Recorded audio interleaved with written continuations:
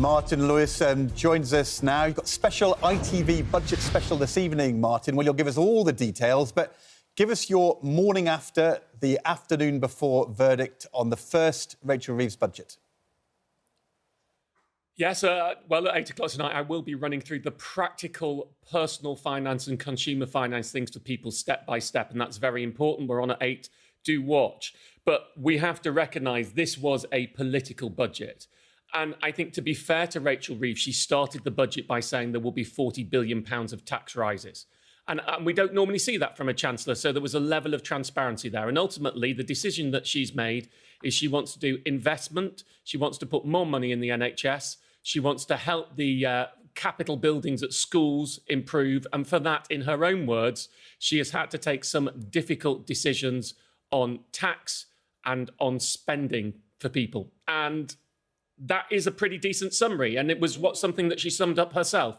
So this is a political question, ultimately. She's decided we're going to try and keep money in public services. We're going to try and invest more, and taxes are going to come, and those taxes are going to be focused on business. Now, what is interesting, of course, the big one, the national insurance rise for employers. Well, ultimately, we had 2 Conservative cuts in national insurance for employees.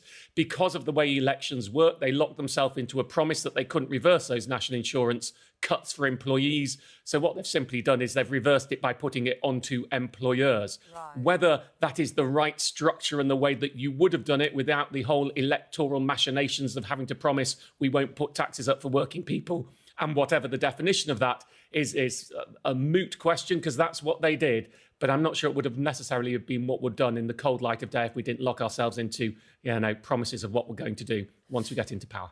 Other things that we haven't talked about much this morning is like stamp duty. What I know that's something that you wanted to flag up, Martin. Yes, it was very interesting. If people who watched the budget, they will have heard the Chancellor say that stamp duty, and in fact it's already gone up today, stamp duty for second homes, the additional charge is going up from 3 percentage points to 5 percentage points. But what was perhaps more interesting for most people is what wasn't said in the budget. Under the old Conservative plans, they had increased the threshold at which you start paying stamp duty temporarily. And that was due to end next April. The Chancellor didn't mention it, so it is still due to end next April.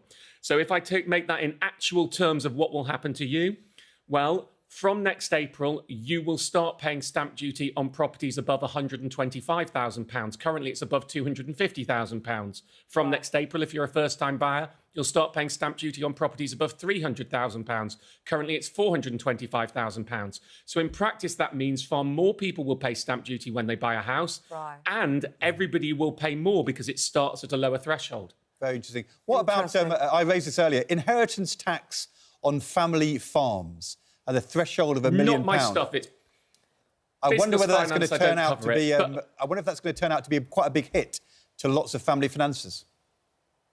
It's business finance. It's not something I cover. It's not something you do. Expertise on it. Just something I do want to pick up. But I was listening to the Chancellor on that. I think is really important. If you forgive me, I was listening to your interview. Yes. There were 2 things she said when she was talking about state pensioners. The first thing she said is state pensioners will get £470 uplift because of the triple lock. That is simply factually not true for the vast majority of state pensioners. Let's just do this properly. That is the rise you will get if you are on the full, new state pension. I'll just drop my microphone. First of all, 3 in 4 pensioners are on the old state pension.